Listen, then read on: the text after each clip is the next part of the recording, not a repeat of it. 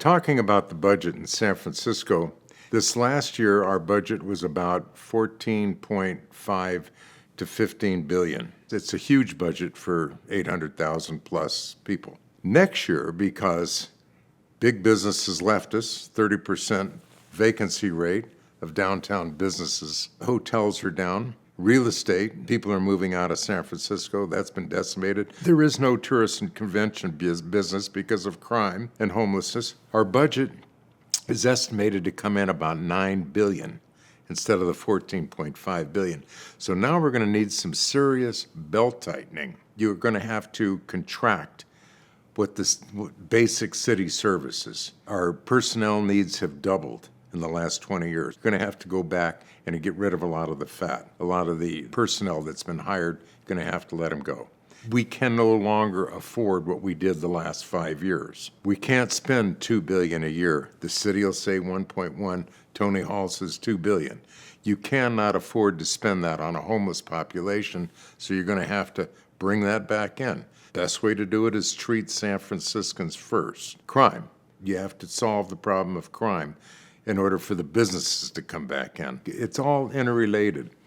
This is going to be an interesting year because we're going to have a lot less to work with, which means getting serious about providing the basic services of government to the people. What they've done the last 3 administrations is self-promotion for power and money, and the San Franciscan has come in last. Now they're going to have to pay attention to the San Franciscan. They're down to 9 billion. How are they going to spread that around? I don't know how it's going to be impacted, except if they don't get some serious, intelligent leaders, it's going to completely fall apart. It'll be a ghost town. You can't keep electing the same people in office that caused the problem. You have to get some serious people that stand up and are willing to take the drastic and bold measures to correct that city. We have to have drastic, bold measures that not everybody is going to be in agreement on. That's the only way that city's going to get healthy. Now with a $9 billion budget, you better make sure that every dime you spend is in the right direction, or the city will fall apart. I think all of the social services and all the non-necessary services that are being produced by the city, that's going to have to go. Things like that. The fringe programs that have been set up to promote politicians to the next thing on the ladder, I think they're going to go. They have to pare it down to basic city services. I do not think that our city leaders have the ability to administrate the public trust in the proper fashion. They know nothing about true public administration. They know nothing about the fiduciary responsibility towards the resident. These people went in politics to make a name for themselves and exploit issues to be promoted to the higher office. I think San Franciscans every year get hit with, well, we have to cut back. We're going to cut back 10% from our departments. However, the departments are operating at 25% more than they did the year before. San Franciscans are completely confused. They don't understand budgeting. The last mayor that we had in San Francisco that actually dealt with budgets on a weekly basis was Mayor George Christopher, and that was in the early 60s. San Franciscans, by and large, are not interested, and that's sad because they have to become interested now or they're going to get less service from their government. For sure, the people elected in office are not interested. They're only interested in how they can use that money to promote themselves. So San Franciscans have to become aware of what it's costing them for their local government. If a San Franciscan can't get anybody on the phone in a department when they have a public inquiry, they want to make an inquiry about city business, they can't get anybody on the phone. And that's with a $14.5 billion budget. If they want more police, they're told by our leaders, oh, you got to put a new tax in. The people have to stand up and say, wait a minute, we're spending this much.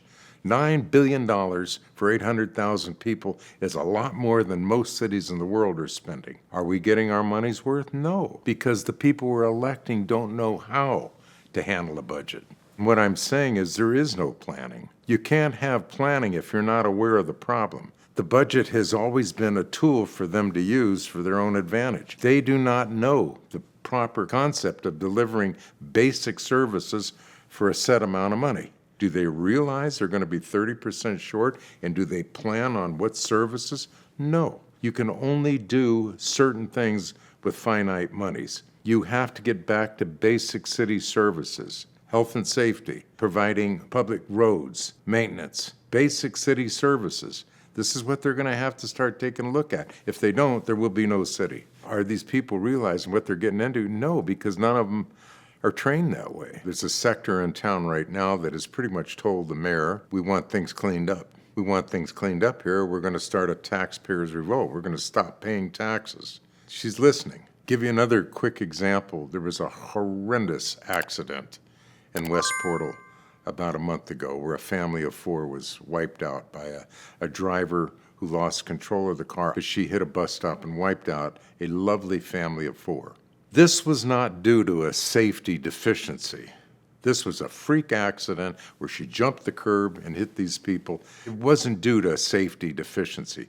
The mayor came right in with the local supervisor with a new plan to increase safety hazards around that particular bus stop. That does nothing. That's capitalizing on a horrible tragedy that happened to say, look at me, I'm going to fix things. The actual plan that they devised and came up with was worse than what is originally there. It created more safety hazards. So the people of West Portal got together and confronted the mayor and said, no, we're not going for that. We are not going to let you do that to our intersection. So the mayor backed off right away. I'm listening to the people. I'm listening. She thought she'd capitalize on it. That's not right. That's not right. It's bad administration. Why come up with a plan that creates more safety hazards as a result of this tragedy? You're dealing with people that don't have the welfare of the people at heart. You're dealing with people that only think in terms of capitalizing on an experience. So if they get a $9 billion budget instead of a $14 billion budget, they're not going to know how to handle it. To handle it properly, you have to elect different people in office. You have to elect people that know how to handle that budget in providing basic services. If you leave it to these people, they're only going to provide what gives them airplay. Maybe it's good that the budget is reduced and people start thinking in terms of, okay, how do we tighten our belts and provide the basic services that we need? Well, one thing you can't do is double the staff. You can't increase the personnel. You got to start weeding that out. The middle management ranks that are swollen, weed it out. You've got to stop giving money away to nonprofits to provide services that the city should be doing. You have to handle the money more efficiently, like a businessman, not a politician that's only interested in going to the next step on the ladder. Maybe it's good that we're going down to $9 billion because it'll force people to think. It'll also force the taxpayer to say, what am I getting for my dollar? Force them to listen a little bit closer to the spin that everybody in San Francisco is subjected to, political spin. These guys can spin anything. And so everybody's subject to it. But maybe people will start listening a little bit more and go, wait a minute, this guy's telling me this is going to cost $10 when it really only costs $5. Maybe it's going to wake the people up. I'm hopeful that it will. Sometimes things have to get worse before they get better. And I think that's where we're at in San Francisco. We still have not gotten to the point where we're willing to throw out the political machine that's been running that town. Look at the people that are running for mayor. They're all from the same party. They're all going to only go so far before their backers, their special interest, keep them in line. If you haven't checked out CaliforniaInsider.com, we highly recommend you do that now because we're going to have a lot of news and videos there. And on top of what we have there right now, we are building a really big platform to cover what's happening in California so you can be informed. We're going to have more shows, more videos from all aspects of life in California. Go to CaliforniaInsider.com and we'll see you there.